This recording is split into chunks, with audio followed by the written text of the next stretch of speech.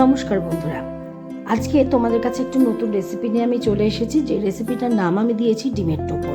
তাহলে চলো দেরি না করে ভিডিওটি শুরু করা যাক। এই ডিমের টোপর রেসিপি তৈরি করার জন্য আমি এখানে 3টে পোলট্রির ডিম সেদ্ধ করে নিয়েছি। তোমরা চাইলে এখানে হাঁসের ডিম ব্যবহার করতেই পারো। আমি একটা পরিষ্কার সাদা সুতো নিয়েছি এবং সাদা সুতো দিয়েই আমি ডিমটা এভাবে অর্ধেক করে নিচ্ছি। আমি এখানে সাদা সুতো এই কারণেই ব্যবহার করেছি যে ডিমটা যদি সুতো দিয়ে আমি কাটি তাহলে কিন্তু ডিমটা সুন্দরভাবে কাটা হয়।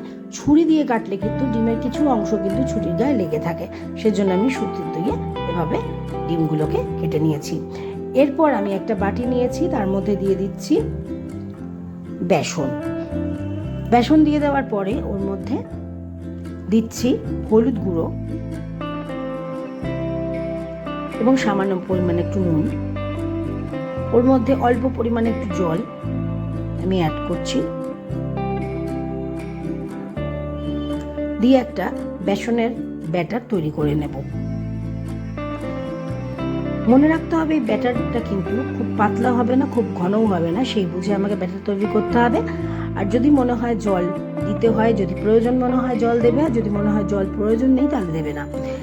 এরপরে দেখো আমি এই ডিমের অংশগুলোকে আমি এভাবে ডিমের যে কুসুমের দিকটা আছে সেই দিকটা আমি বেসনের ব্যাটারটা দিয়ে এভাবে কভার আপ করে নেব,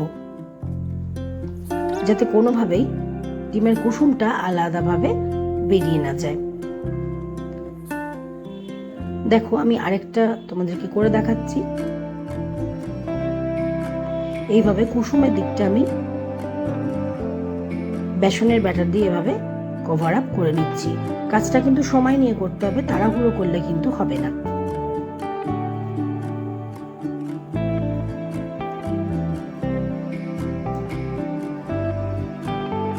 দেখো আমার আরেকটাও কিন্তু হয়ে গেল। এইভাবে সমস্ত ডিমগুলোকেই কিন্তু আমি এইভাবে বেসনের ব্যাটার দিয়ে কুসুমের অংশটাকে কভার আপ করে নিচ্ছি। এরপরে আমি ফ্রাইং প্যান নিয়ে নিয়েছি, তার মধ্যে কিছু পরিমাণ সর্ষের তেল গরম করে নিচ্ছি। এর প্রসঙ্গে বলে রাখি আমি কিন্তু পুরো রান্নাটাই সর্ষের তেলে করব, রিফাইন্ড তেলে কিন্তু আমি রান্নাটা করব না। কেউ যদি তোমরা চাও তাহলে এখানে রিফাইন্ড তেলও ব্যবহার করতে পারো। আমি কিন্তু এখানে সর্ষের তেল করছি, তার কারণ সর্ষের তেলে কিন্তু রান্নাটা বেশি টেস্ট হয়। দেখো তেলটা গরম হয়ে গেছে, এবার ডিমটাকে এভাবে তেলের মধ্যে ছেড়ে দেব। আমি তেলের মধ্যে ডিমটা যে দিকটায় বেসন আছে সেদিকটাই কিন্তু আমি আগে ছেড়েছি, তার কারণ যাতে কোনোভাবে কুসুমটা এভাবে বেরিয়ে না যায়, সেজন্য কিন্তু আমি এভাবে বেসনের দিকটা তেলের মধ্যে আগে ছেড়েছি। এরপর আমি উল্টে দিয়ে অপর পিঠটা ভেজে নেব।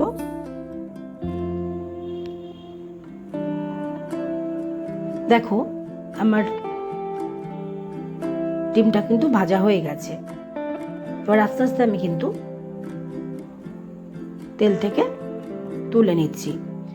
এইভাবে কিন্তু সমস্ত ডিমের অংশগুলোকেই আমাকে এইভাবে ফ্রাই করে নিতে হবে। এরপর যে তেলের মধ্যে আমি ডিমটা ফ্রাই করে নিয়েছিলাম সেই তেলের মধ্যেই ফোড়ন হিসাবে দিয়ে নেব সাদা গোটা জিরে ফোড়ন হিসাবে। তার মধ্যে আমি দিয়ে দেব একটা গোটা শুকনো লঙ্কা, একটা গোটা তেজপাতা দিয়ে হালকা করে একটু তেলের মধ্যে নাড়াচাড়া করে নেব।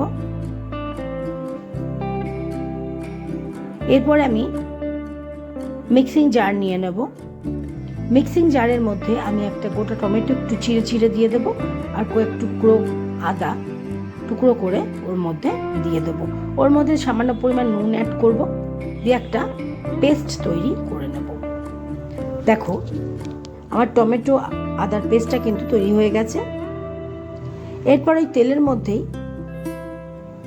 ওই মিশ্রণটা আমি এভাবে দিয়ে দেব, দিয়ে একটু হালকা করে নাড়াচাড়া করে নেব।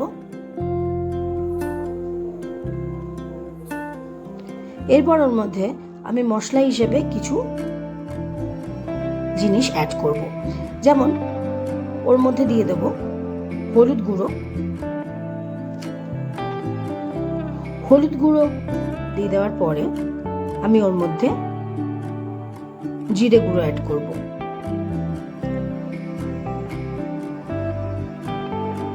জিরে গুঁড়ো, পর দেবো লাল লঙ্কা গুঁড়ো,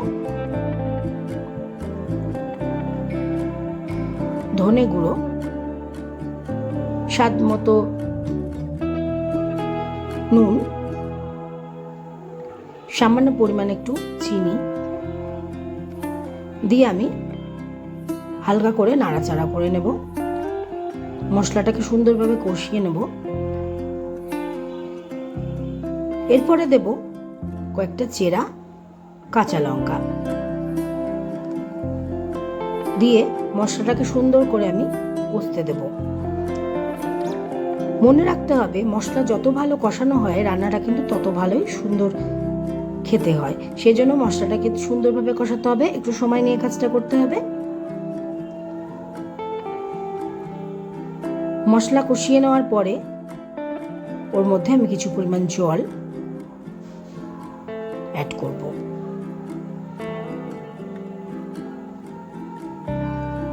এবং হালকা করে একটু নাড়াচাড়া করে নেব যাতে মশলাটা আর জলটা ভালো করে মিলেমিশে যায়। নাড়াচাড়া করে নেওয়ার পর কিছুক্ষণ সময়ের জন্য আমি ওটাকে ঢাকা দিয়ে নেব।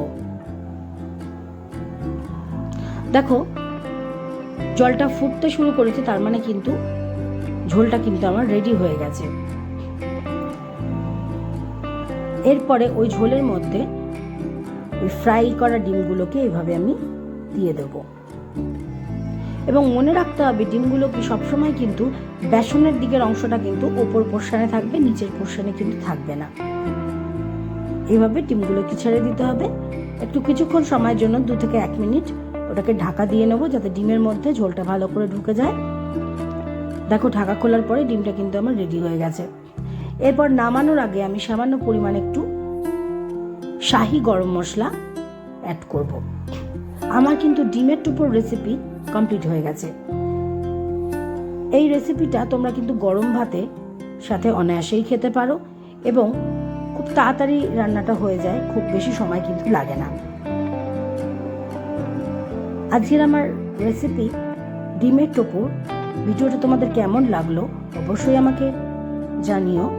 যদি ভিডিওটা ভালো লাগে অবশ্যই লাইক করো, শেয়ার করো এবং কমেন্ট করো। আমার চ্যানেলে যদি নতুন বন্ধু হয়ে থাকো অবশ্যই চ্যানেলটা সাবস্ক্রাইব করে দিও। আজকের মতো এই পর্যন্তই। ভালো থেকো, সুস্থ থেকো, ধন্যবাদ।